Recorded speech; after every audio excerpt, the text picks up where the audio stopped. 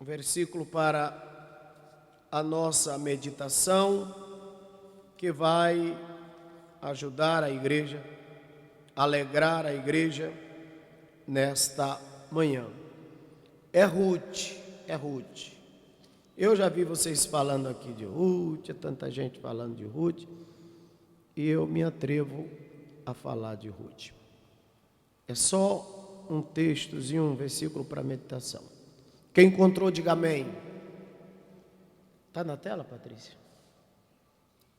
Ruth, capítulo 3. Aleluia. Pode trazer, meus irmãos, suas ofertas. Eu vou ficar aqui aguardando todo mundo participar. E pegue seus envelopes para a noite ou para amanhã, tá? Sexta-feira, para domingo. Ruth, vocês encontraram? Digam amém. Capítulo de número 3 de Ruth.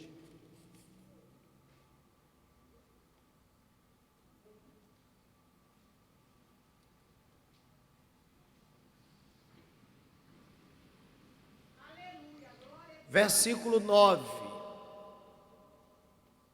Capítulo 3, versículo 9. A parte A, que diz: E disse ele: Quem és tu? Amém. Glória a Jesus. Hoje,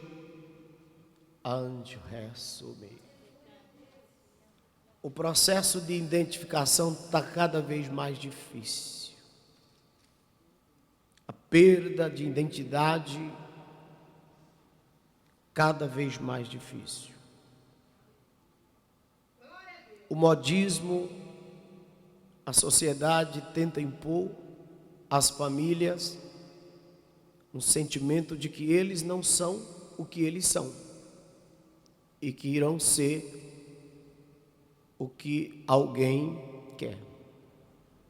Na psicologia, na parapsicologia, em qualquer ambiente que trabalhe com a evolução do pensamento, que estude a mente humana, vai ser sempre assim. Mas isso eu dizia ontem à noite para uma pessoa que são produtos da mente nervosa do ser humano. A falta de Deus faz nos perder a nossa identidade. No livro de Jonas, a Bíblia diz que quando ele comprou a passagem errada para o lugar errado e entrou naquele navio, ele foi procurar os mais baixos escombros, as partes mais escuras daquele navio, o porão, um ambiente onde ratos e baratas permeiam, e deitou. É triste quando o sono bate em ambientes calamitosos, desagradável como esses. O ser humano sem Deus, fora da rota de Deus, ele anda sentindo sono, ele anda dormindo. Eles são caricaturas de seriados de Netflix. Eles são aquele zumbi daquelas coisas lá. O diabo está fazendo isso com muitas pessoas, arrancando a identidade, tirando o seu sentimento real e colocando em você uma pessoa que você não é. A Bíblia diz que quando Jonas entra naquele navio, que ele vai dormir, que o mar começa a se enfurecer. Os marujos faziam aquela rota toda a semana, e eles tinham uma facilidade, uma habilidade de entender quando as águas estavam turvas e tranquilas, a ponto deles terem o relógio do mar na sua cabeça.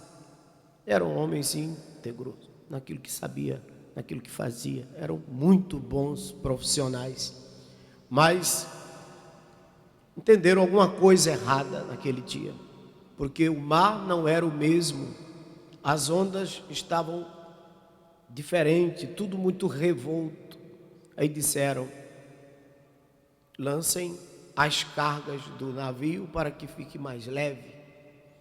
Uma coisa que nós observamos é que quando nós estamos fora da presença de Deus, mesmo que estando no ambiente dos outros, a gente acaba dando prejuízo a quem está dos nossos lados.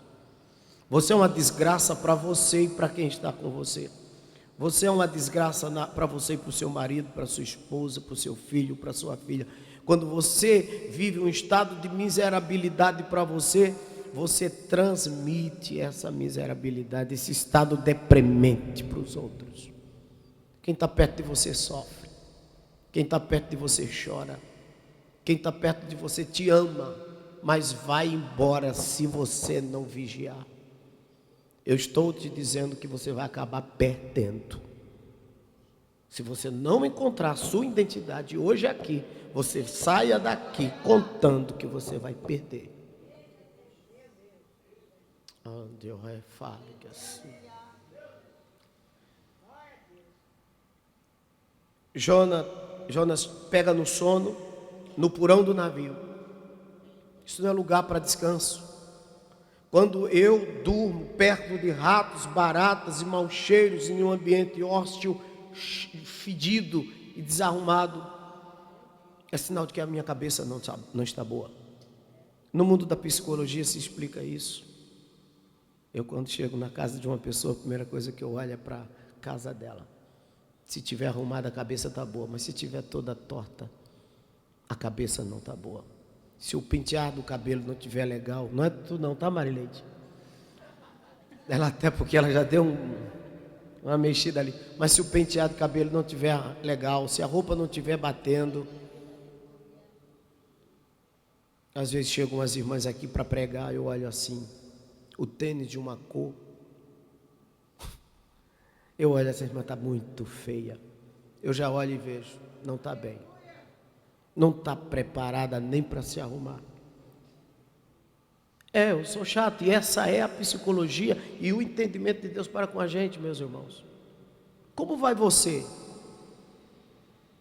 Como vai você?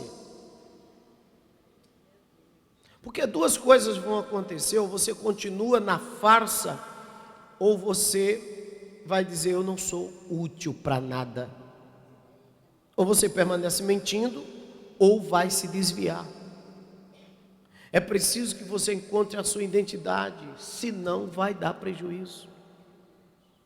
E Deus está mandando você acordar agora, antes que as cargas sejam desperdiçadas. Porque eles carregavam iguarias de uma cidade para outra.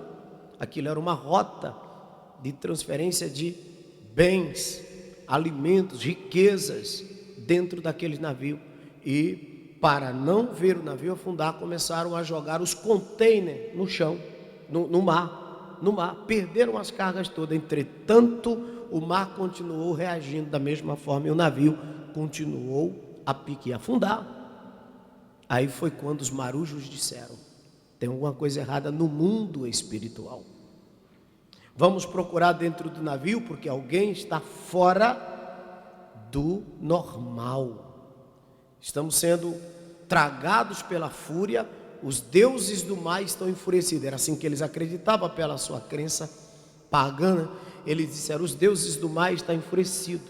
Essa semana eu me submeti, meus irmãos, porque pai é fogo. Eu tenho uma menina de 16 anos e quando eu fiquei viúvo, ela é tudo para mim. Então, a Júlia disse, eu quero que o senhor me leve no cinema.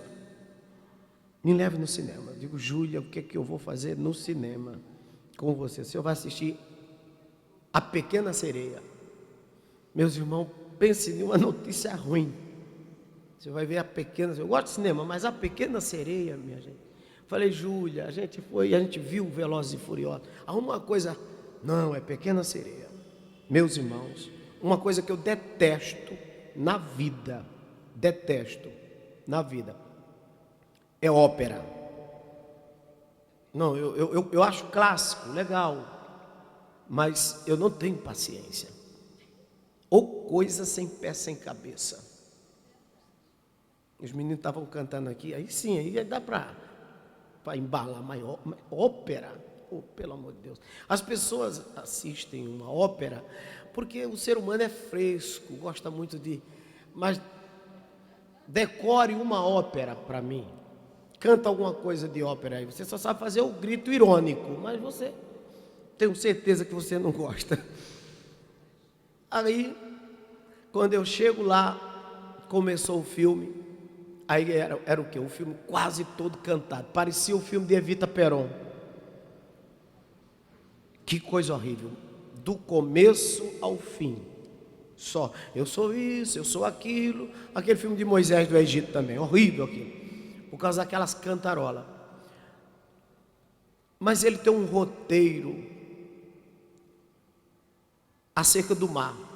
Ele tem um roteiro que ele fala do mar. E por ser um filme da Disney, eu não recomendo aquilo para ninguém, porque é um filme que tem bastante coisas espirituais, uma malignidade nele muito grande. E eles falavam da mitologia, eles puxam muito pela mitologia grega. Os deuses do mar fizeram isso, os deuses do mar fizeram aquilo. Então, eu estava lembrando dessa passagem bíblica vendo aquele filme, por isso que ele me veio agora na cabeça. Não estou fazendo propaganda desse filme, porque eu recomendo que ninguém vá, porque é ruim. Tá, irmãos? Nem perca seu tempo. Nem as crianças estavam gostando, que eu vi um bocado de criança levantando lá. Então, o mar, eles contam que tinham deuses do mar. Eles diziam que a fúria do mar tinha se levantado contra eles, porque alguém estava ali quebrando o protocolo. Foram até o fundo, o porão do mar, do navio, e encontraram Jonas. E quando encontraram, perguntaram uma coisa para ele: qual é a tua ocupação? Então, hoje estamos falando só sobre perguntas. Qual é a tua ocupação? De que povos tu és? De onde vens? Para onde vai? E quem é o teu Deus? Essas foram, meus irmãos, as perguntas que fizeram para ele. E é muito bom quando você não se perde dentro de você. É um perigo quando você se perde dentro de si e aí você não tem resposta para dar quando te perguntam. E quando você não tem resposta para dar, quando você não tem resposta para você, você vive aleatoriamente, casa aleatoriamente, de forma aleatória você vive e nunca vai ser uma pessoa realizada na sua vida. Abra comigo no livro de Jonas. Eu estou com Jonatas na cabeça por causa de Davi e da escola bíblica dessa semana, que falamos bastante dele. Mas veja, o livro de Jonas, capítulo de número 1. Capítulo 1 do livro de Jonas, verso 8. Ouça isso, leia isso, presta atenção. Primeira pergunta. Então disseram: declara-nos tu agora, por que razão nos sobreveio este mal? A primeira pergunta: que ocupação é a tua? Segunda pergunta: de onde vens? Terceira pergunta: qual é a tua terra? E quarta pergunta: e de que povos, ou de que povo és tu? É triste quando você é um desconhecido e também se desconhece. E aqui eu fecho com a resposta dele no verso 9. E ele disse: eu sou hebreu e temo o Senhor, o Deus do céu. Eu estou desgraçado, mas eu não perdi minha identidade. Eu perdi tudo, mas não perdi minha identidade. Pequei contra Deus, mas não vou perder a minha fé. Eu vou ficar aqui, os irmãos queiram ou não, a igreja me aceite ou não, eu vou continuar. Me põe no banco, podem passar por cima de mim, mas eu não vou negar Jesus. Se aricos mondrihesia. De que oure me entreasse farga. Isso chama-se convicção de chamada. O que me alimenta não são os sorrisos e os tapetes vermelhos que me colocam. O que me alimentam é saber que eu sou um servo de Deus. Davi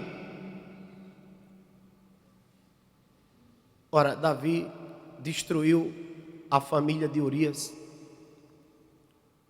e a vida de Betseba. Tudo por causa do corpo dela. Ele se gabou de ser rei e ele achou que podia dormir com aquela mulher uma noite, porque Davi, ele tinha essa fraqueza com ele.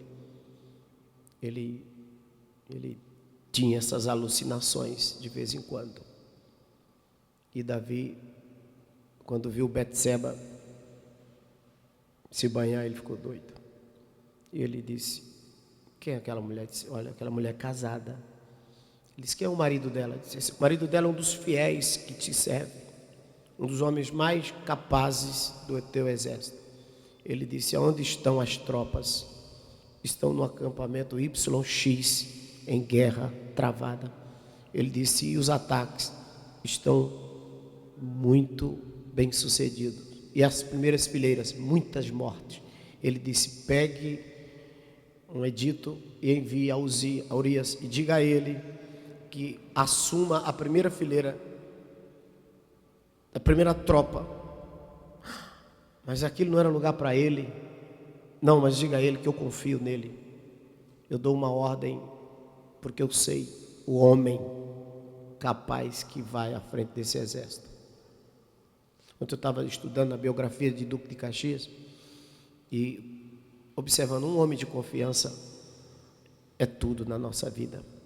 Agora triste é quando você observa uma situação como essa, por causa de uma noite, por causa de um prazer, você se desconhecer, perder sua identidade. A Bíblia diz que ele põe o homem na frente justamente para o homem morrer. E quando o homem morre, ele assume a mulher do rapaz. Matou. E de repente Natã entra. E Davi disse: eu vejo injustiça. E o que se deve fazer com os os injustos da terra? E Natã citou para ele, porque ele, quando disse do que ele na verdade queria, né? Estou falando para vocês que eu acredito que vocês conhecem a história toda, que eu quero resumir. Natã disse: o homem que matou a ovelha, vocês conhecem a história. Ele olhou e disse: o que é que deve fazer com o homem? Davi disse: esses homens que fazem isso são cruéis, são assassinos, são terríveis, esses homens não merecem viver. A sentença para esses homens é morte. E Natã disse: esse homem é o Senhor. Deus manda lhe dizer que o Senhor matou uma família, destruiu um sonho, e a espada entra na sua casa e nunca mais ela sairá. Dos 4 pecados, ele perdeu 4 filhos. Aí logo a loucura veio. Um irmão, Aminon, se apaixona por Tamar. Tem um primo, o nome de Jonadab, que desses tipos de primo que não serve para nada. Toma cuidado com os teus primos e para de imitar e de querer ser igual aos teus primos. Abre teu olho, e você, mãe, segura teu filho, porque são às vezes os primos as desgraças dos nossos filhos. Ele encontrou. A Bíblia já diz que Aminon, desde criança, ele já tinha aquele costume. Era aquele tipo de menino que não respeitava. Ele já tinha uma tendência maligna dentro dele. E tudo que ele queria, ele ganhava. E a Bíblia diz que ele fingiu que estava doente, para Tamar vir cuidar dele. Ele disse: olha, eu não quero que ninguém cuide de mim, eu só quero que a minha irmã venha fazer chá para mim. Tamar foi. Quando ele trancou a porta, arrancou a roupa e estuprou a irmã. E Tamar era irmã de Absalão. E Absalão, quando soube que Tamar estava estuprada por Aminon, Disse: o meu pai fez o quê? O rei se indignou, mas não fez nada. Foi quando Absalão disse: esse homem não serve mais para ser rei. O pai, o filho dizendo isso para o pai: esse homem não presta, esse homem não serve, esse homem é um crápula, esse homem é um escroto, esse homem não serve. Quebrando os protocolos familiares. Agora Davi tinha um filho estuprador, uma filha estuprada e um filho querendo matar ele. E o pior de tudo é que Absalão começou a levantar um trabalho contra Davi para tomar o trono. Olha o que o pecado faz. E quando entra essa guerra, ele começa a atrair homens para si com palavras lisonjeiras. E quando vai atraindo homens, daqui a pouco Absalão tinha um exército grande para lutar com Davi. E Absalão faz o quê? Ele disse: o meu sonho é deitar com as mulheres do meu pai. E sabe o que ele fez? Todas as mulheres que Davi tomou para si, ele convenceu essas mulheres e fez uma orgia. As mulheres que dizia que amava Davi. Sabe aquela mulher maravilhosa que fica postando: meu marido é doce, é maravilhoso. Quando mal entra no casamento, que ela vira um demônio. Sabe aquele marido que pendura a mulher no pescoço? É o rosário de moral dele. Ele não tem. Ele bota uma mulher do lado, porque ele em si não tem caráter. E fica pendurando, usando a mulher como um trampolim de apresentação para habitar em lugares. No dia em que eu, com a minha figura moral, não servir, quem sai sou eu. Mas eu jamais vou usar uma figura de quem quer que seja para me aprimorar na moralidade. Não. Isso está errado. Agora, a Bíblia diz que Absalão convence as mulheres de Davi a largar Davi e ficar com ele.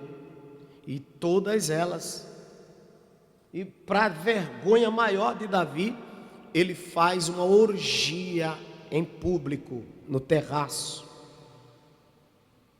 E lá acontece uma das piores cenas de pornografia explícita que a Bíblia pôde narrar. E tudo isso dentro da casa de Davi. Podia ser evitado se Davi não tivesse perdido a identidade. Agora, um filho estuprador, uma filha estuprada, um filho deitando com as mulheres dele. Olha que catástrofe. E o pior ainda viria mais desgraça. A Bíblia diz que Absalão convida Aminon para um banquete e manda matar.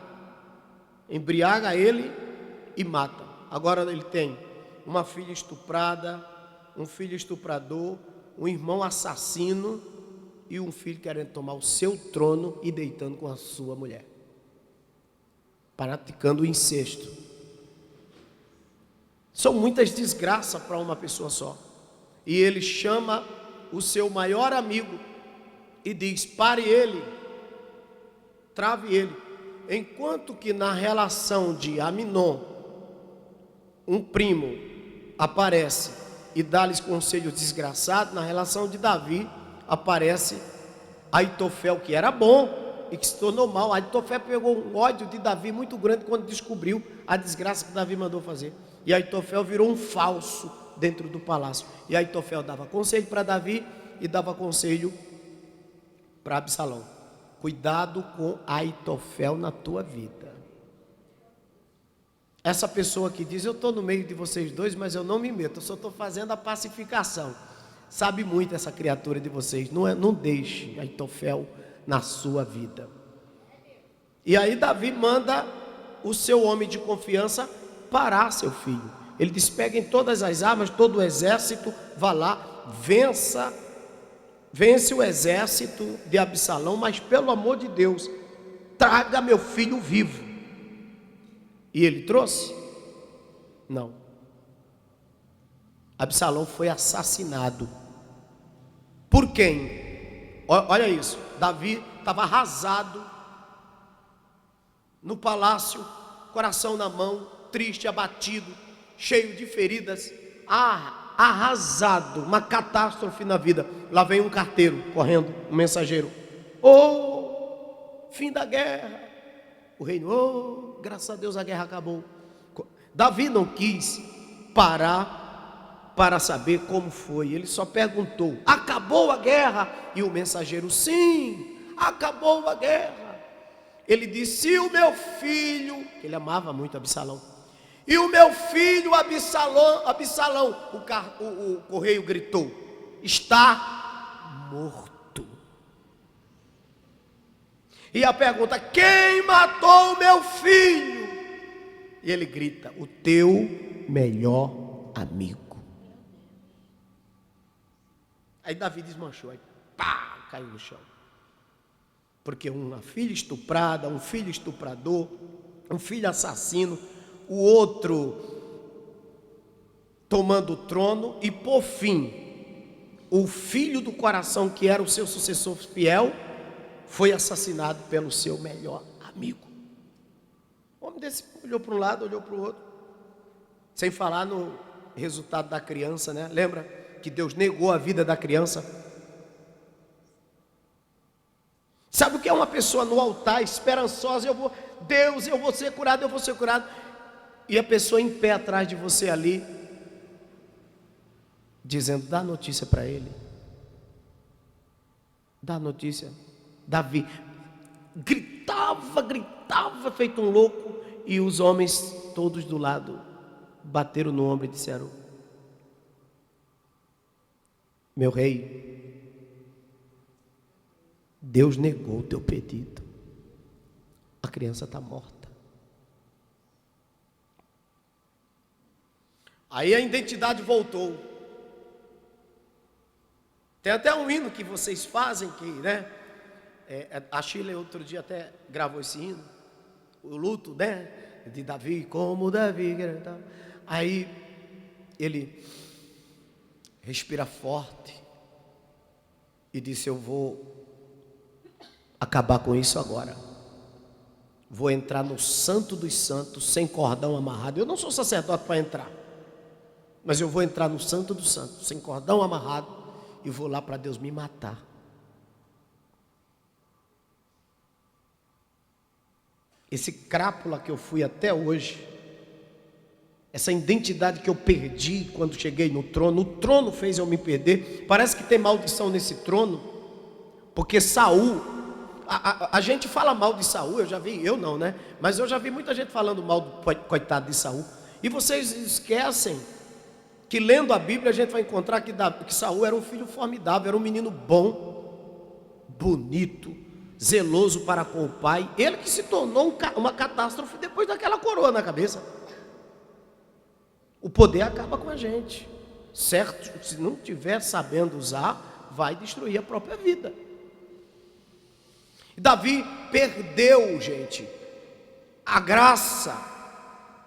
E aí ele disse: a catástrofe que eu fui, a desgraça e a vergonha que eu fui, eu quero deixar. Chegou no altar e disse: Deus, eu vim aqui para morrer, me mate, mas não puna aquela mulher. Já foi o suficiente o mal que eu fiz para ela. Eles querem até punir aquela mulher, mas o Senhor sabe, meu Deus, que a culpa não foi de Betseba, a culpa foi minha. Eu que fui o canalha, eu que fui o sujo, eu que fui o hipócrita. Deus, eu não merecia ser hoje um homem vivo. Aí ele relata o Salmo 51. No ventre da minha mãe eu nasci em pecado, mamei o leite do pecado. Sempre soube que era uma desgraça o ser sem ti. Dai-me a alegria do teu espírito, torna-me a dar de novo. Tem jeito, porque na sepultura não te louva.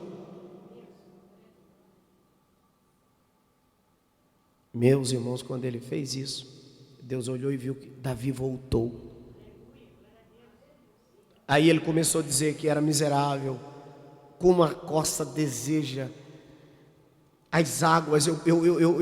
Ela chora quando está com sede. Assim, Deus, eu estou gritando, eu estou morrendo. Aí começou. Aí Deus não aguenta. Se você voltar à tua origem, à tua identidade, você resolve seu problema hoje.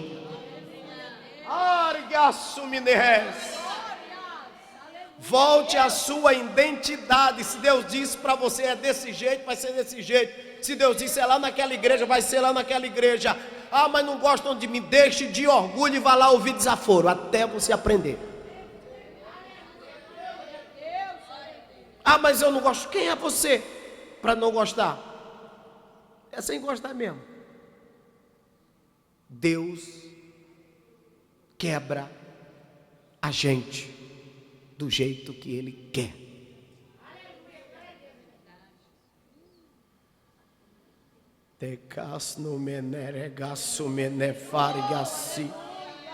Eu não sei para quem é, mas o Senhor está dizendo: eu vou trabalhar no teu orgulho. Eu não vou te matar, mas eu vou tirar teu orgulho na marra. Tudo isso porque Ele te ama. Tudo porque Ele te ama. Então voltando aqui em Ruth para terminar. Sobre Kamasi. Chubriavassai. Voltando aqui, Jefferson, né? Para terminar em Ruth 3. Aí o texto diz: disse ele: quem és tu? E ela disse: sou Ruth, tua serva. Quem está aqui? Boaz, lembra de Boaz? Noemi disse: amanhã se arruma, capítulo 3, verso 3. Lava-te, ou seja, toma um banho e põe teu melhor vestido e desce a eira. 3 e 3, está na tela, não sei. 3 e 3. E desce a eira. Quando a festa acabar, assistiram o filme O Vento Levou? Deve ter assistido. Os senhores de engenho, eu sou do interior, e os senhores de engenho, eles tinham umas casas grandes, fazendeiros têm casa grande, gente rica, ele está falando de gente rica. Gente rica tem casa grande com 20 quartos, com 8 quartos, 10 quartos, e festas em casa de gente rica dura 2 dias, 3 dias, nada, a gente dura 1 hora, porque, aleluia, é um bolo e pronto. Então, porque a casa de rico já parece, tem de tudo, tem shopping praticamente, tem um cinema, tem uma piscina, tem vários entretenimentos, cozinha, spa, tem de tudo. Casa de gente, eu estou falando de mansão. E eles, quando terminavam as festas, cada um ia para os seus quartos. Boaz tinha um casarão enorme, os convidados vinham, naquele filme O Vento Levou, lembra daquele churrasco que teve na casa daquele fazendeiro amigo? Daquela garota que foram os pais, todo mundo para lá, e todo mundo dormia ali, eles começavam a discutir acerca da guerra, tal, quem assistiu sabe. E então, é uma casa grande, um dia Deus vai me dar uma casa daquela. Aí, aquelas casas bonitas, grandes, cheias de gente, e a festa do churrasco durou 3 dias. Foi praticamente assim. E ele, quando foi se deitar, Noemi disse: deita no pé dele. Você se deita no pé dele, fica lá deitada. Agora veja, quando você tem identidade, como que uma mulher dorme no pé de um homem, doida por ele, e não deixa ele, ou não se atreve com a sua sensualidade o atraí-lo? Mas quando a pessoa tem identidade,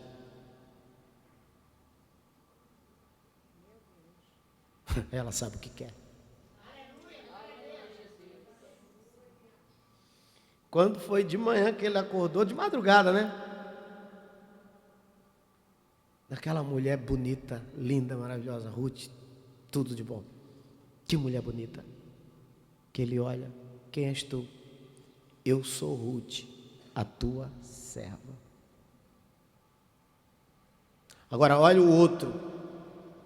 Olha, Boaz, olha o caráter. Eu sou Ruth, a tua serva. Eu sou a tua serva. Entretanto, Boaz olha e não abusa. Caráter. Caráter. Vai dando glória. Caráter. Identidade. Hoje não se pode entrar no carro de uma irmã, nem no carro de uma irmã, que toda a igreja fala: ih, está tendo caso. E não se pode estar perto de um homem que já se apaixona por ele, ou por ela. Ô, amada, tem identidade não, filha? Hein, irmão?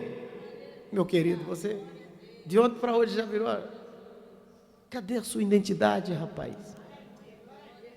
Você tem que ter identidade, maturidade para conversar, para andar junto. E saber que você tem identidade, a pessoa respeita a identidade dos outros e respeite a sua identidade. E você que vive falando mal dessas pessoas, você não tem identidade também não? Você julga as pessoas assim? A gente costuma julgar os outros daquilo que a gente é. Ora, fulano entrou com o Beltrano no carro, ó, tá tendo caso. Se fosse você, tenho certeza que caía, né? Porque você fala daquilo que o seu coração está cheio. Pare de julgar a identidade dos outros. E você que tem identidade, continue assim, porque você não tem satisfação para dar para ninguém. Você tem identidade, você tem caráter, você tem moral. Quando nós temos, Rejane, identidade, irmã Rejane, para com Deus, não interessa o que os outros acham. Agora, eu deixo essa palavra porque alguém entrou aqui confuso, ia perder a identidade. Deus disse: não perca a sua identidade. Amém, irmãos?